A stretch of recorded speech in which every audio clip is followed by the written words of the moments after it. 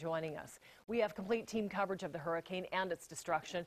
Meteorologist Matt Brode is here in the Pinpoint Weather Center tracking the storm. And we start with Karen Brown, who is in New Orleans.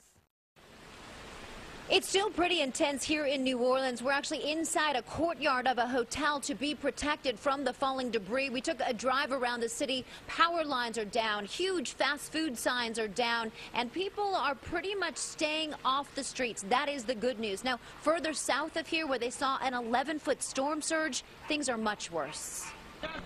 Boats rescued dozens of people who were stranded on their rooftops after floodwaters came over an 18-mile stretch of levee in Plaquemines Parish outside New Orleans. The water was over 15 feet high in one neighborhood. Water's over the top of the roof. We had to break through the ceiling and come through the attic. The massive storm is churning slowly over land. It's dumping almost an inch of rain an hour in some areas and pounding the Gulf Coast with steady 60-mile-per-hour winds.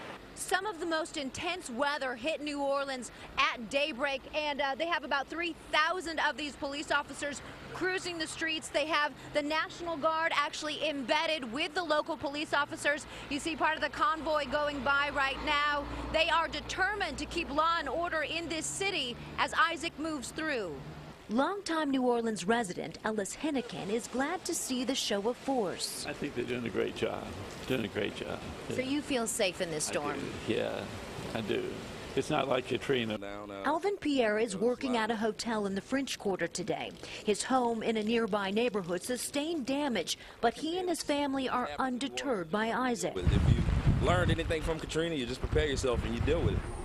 Power is knocked out to hundreds of thousands in southern Louisiana, and utility companies say the winds are still too strong in some areas to send out repair crews. In New Orleans, Karen Brown, KOIN Local 6.